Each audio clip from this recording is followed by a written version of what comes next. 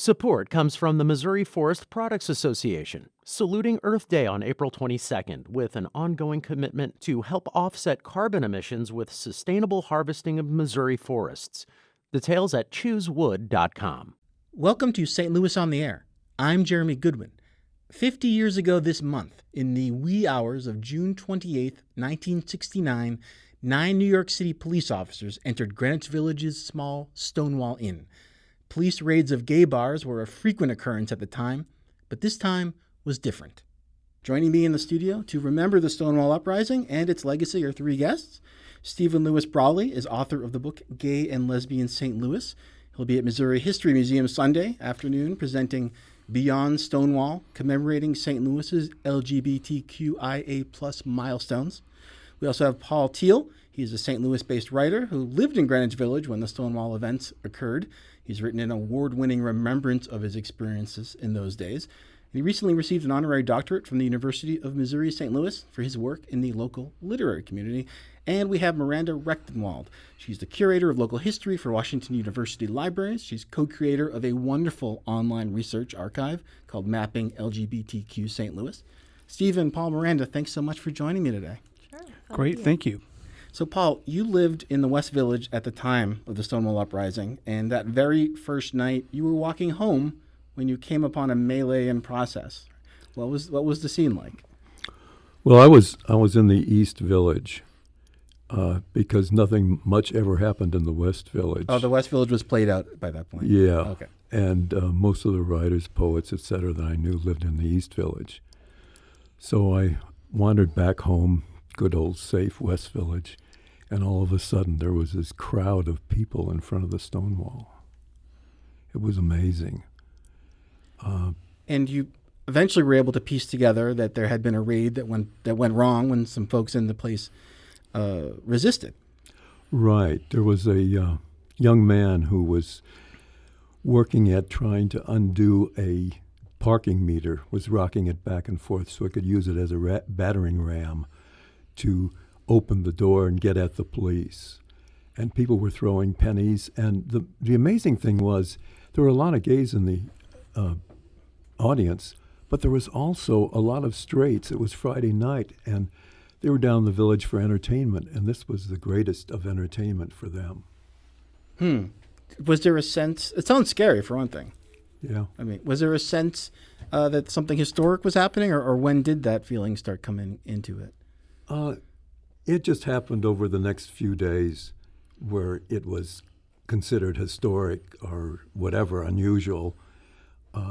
The Times didn't play it up very much, but it was amazing. The straight people that liked to visit the village were sort of amazed that here the gays, the fags, were actually fighting back. And that was unusual, of course, because for years the gay bars and all had been raided by the police. There was always signs in the bars saying this is a raided premise. And it sort of didn't welcome you into the place. Yeah. Let's bring Steven and Miranda into this. Let's talk a bit about the mood at that time as we can reconstruct it. It had long been a fact of life, American life. LGBTQ people were just simply not allowed to live their lives openly and at peace. Rampant discrimination, violence, police raids like the ones at Stonewall were not uncommon. Was this a moment when the community basically just said enough is enough? Well, in St. Louis, the events in New York really didn't get a lot of attention, if any attention. But it definitely was a time of 1969 when enough is enough was starting to become the general feeling.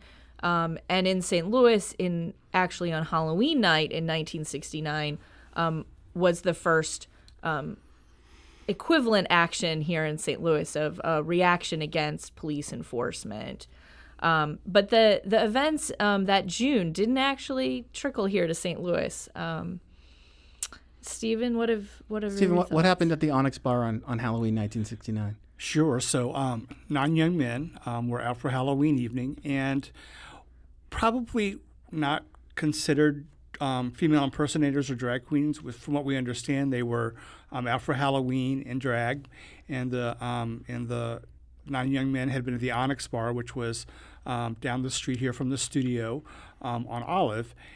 And they apparently had left the bar, and the police reports have some sketchy language about causing disturbance. So the 9 young men were arrested on the masquerading charge because from 1840-ish to... From 1843 all the way through the 1980s. To 1985, it was against the law to present as a member of the opposite sex, so you couldn't do drag, male or female. So that has a lot of implications for folks who may have been today identified as trans or female impersonator. So they were arrested, hauled downtown, and so at WashU, where Miranda's from, there was a new organization called the Mandrake Society, which was, as far as we know, the first officially sanctioned or known homophile rights organization in St. Louis was formed, a small group, and they, we didn't have cell phones then, so they got a phone tree going, and they mobilized a group to go downtown to help get bail for these folks, to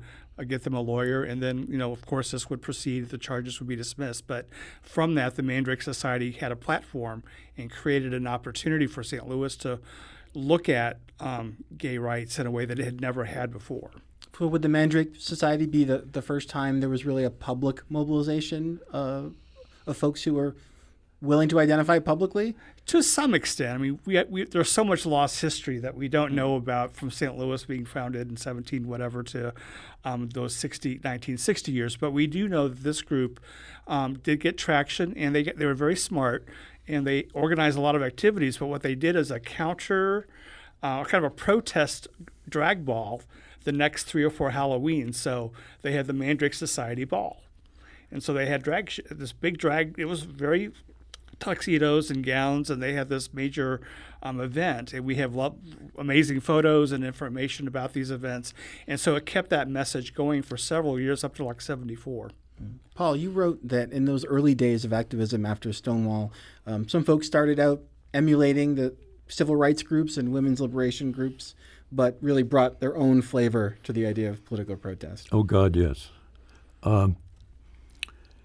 It was sort of amazing to hear these fairly femme voices saying Robert's Rules of Order, and et cetera, et cetera. And it was a little disconcerting, but I'm really glad they did it and got together. And I guess it was the marches eventually that crystallized the whole movement in New York. And something folks today are maybe privileged enough to not quite understand is just how revolutionary a thing it was to march down the street, to march through Central Park, identifying as a gay person. Wow, yes. In 1970, they had the first big march in New York, and people were afraid to march down They marched from down 6th Avenue to the park, and they were afraid to march. They were scared. And then gradually, after they got to 14th Street, a lot of people started joining them, and people were lining the streets to watch the parade and then joined the parade. And so it became sort of festive, which was nice. And part of why that was so dangerous at the time, Miranda, is there's really a history of using ordinances like that anti-masquerading or cross-dressing ordinance as a way to police behaviors that were considered outside the norm. Right. It is something that certainly by the 1970s, so in 1971, the ACLU here in St. Louis began trying to find someone who would go up against this case. And part of the argument that was raised at the time was if you just looked at fashion, men were wearing longer hair and bell bottoms, and what made something a male piece of clothing or a female piece of clothing was certainly much fuzzier by that point.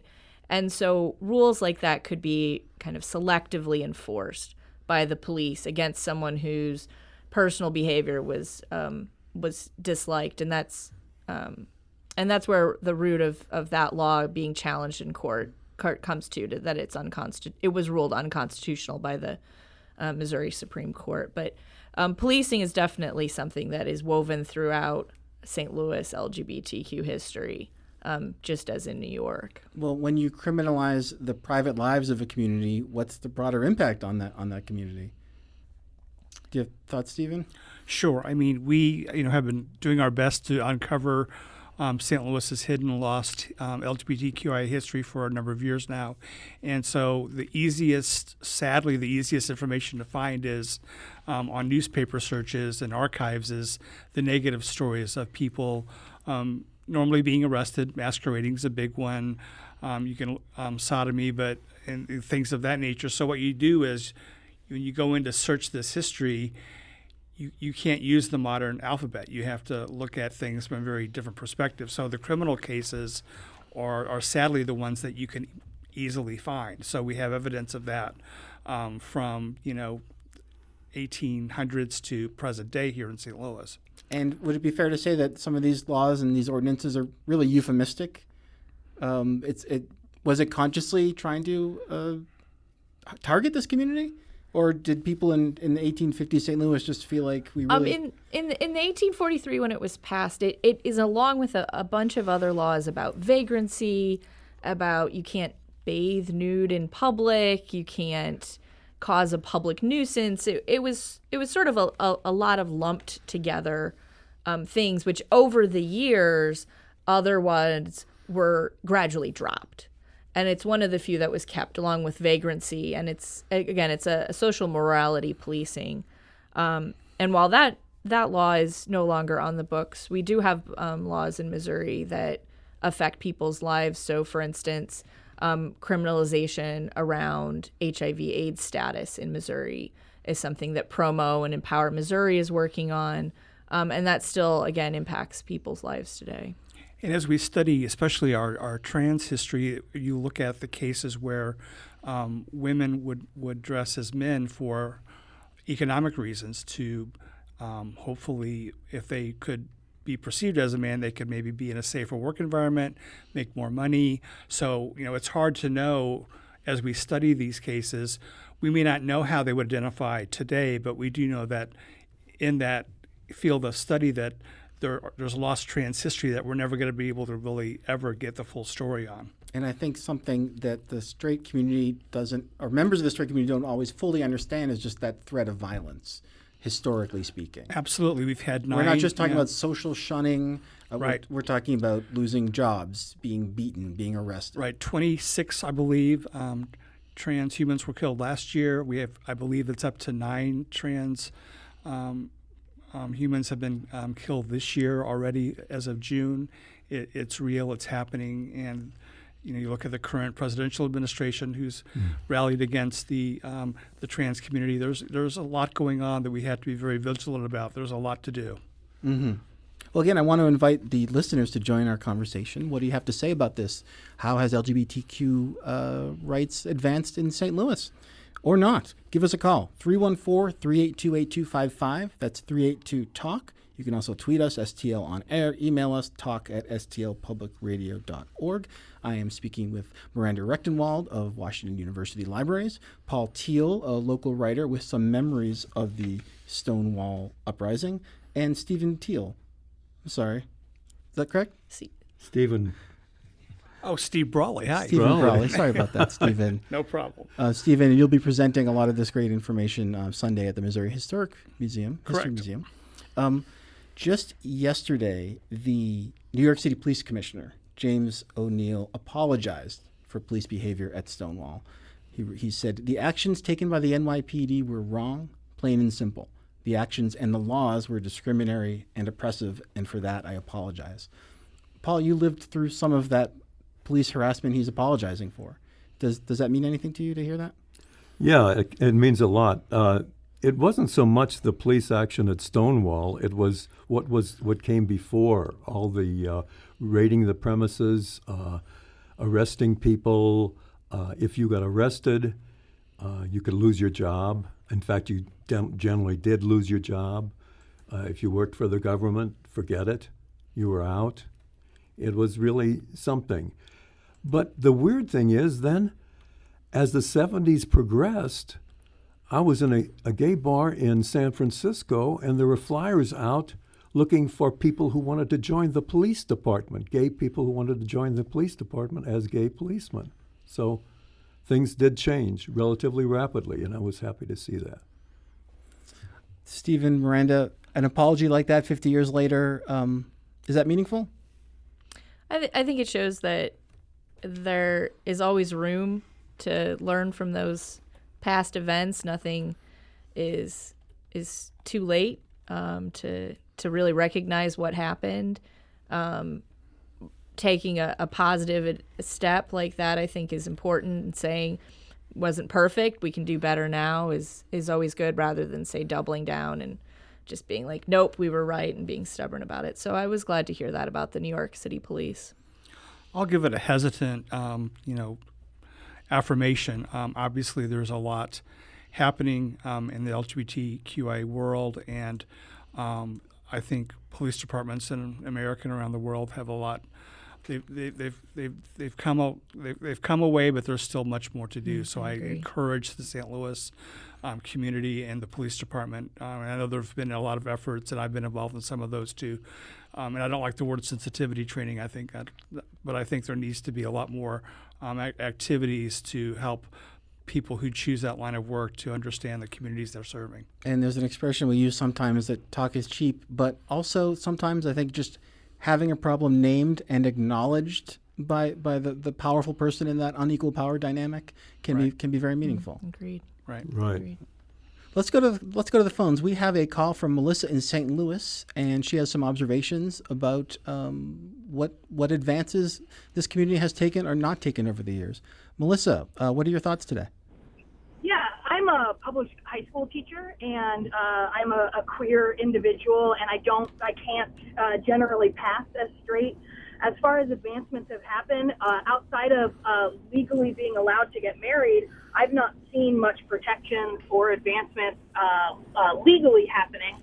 Culturally, I have seen a big change since I started teaching 6 years ago, but I still don't have any more protections now than I did when I started teaching.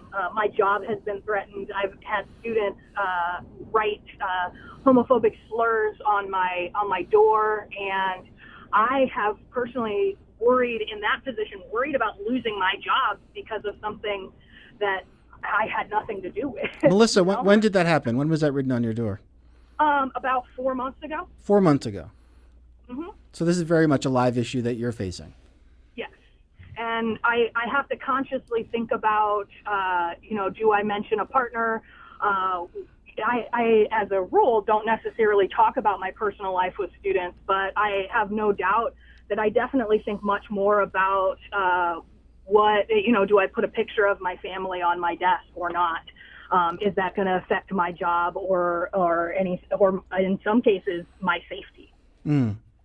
Melissa, thank you so much for the call. Thanks for sharing those thoughts.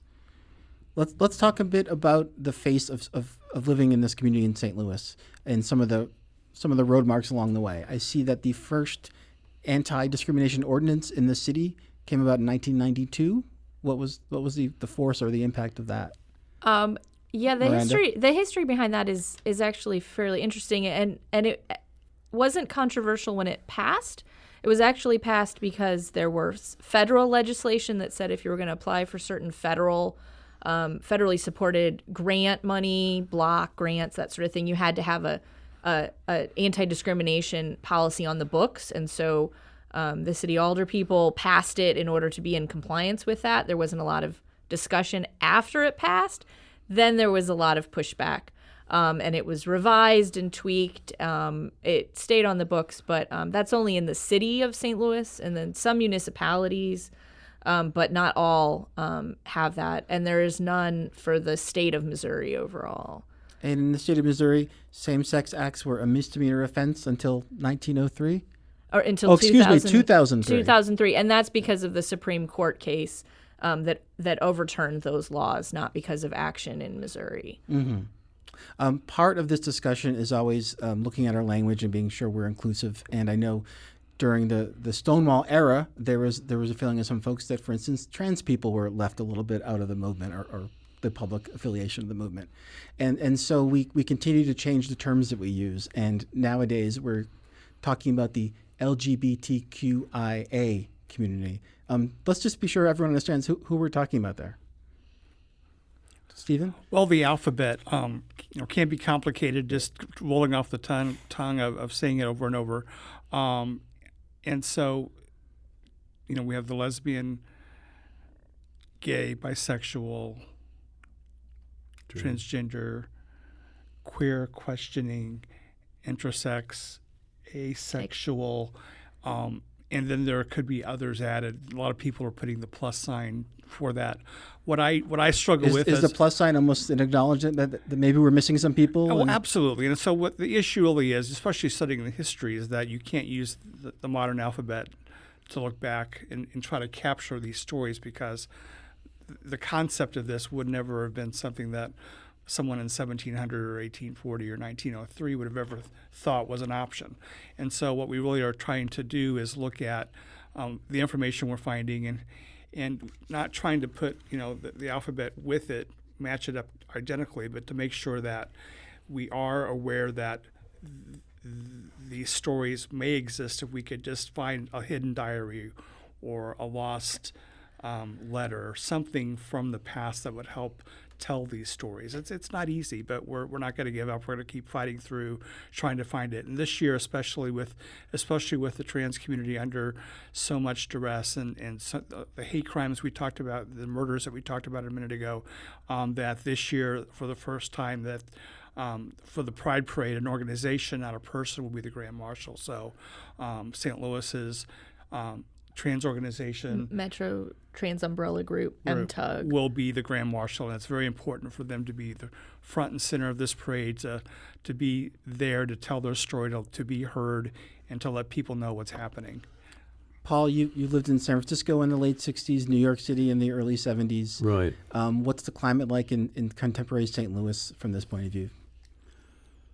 Well, St. Louis has always been sort of different. It's a middle country place, and one thing I do recall in high school, some of our teachers were gay. We knew they were gay, and no one ever found any problem with that.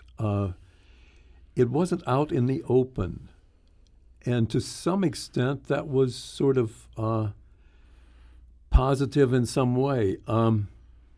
I know that when gay liberation came out, there were some older gay people that said, "Oh my God, now we're no longer a secret society." And they sort of felt kind of honored to be part of a secret society.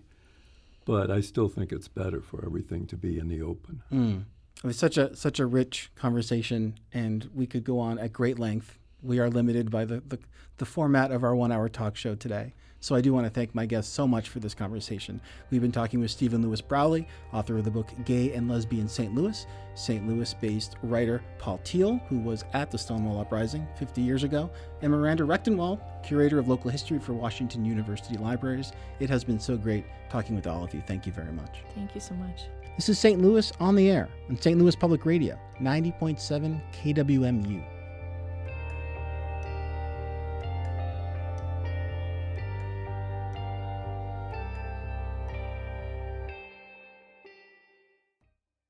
Support comes from the Missouri Forest Products Association, saluting Earth Day on April 22nd with an ongoing commitment to help offset carbon emissions with sustainable harvesting of Missouri forests. Details at choosewood.com.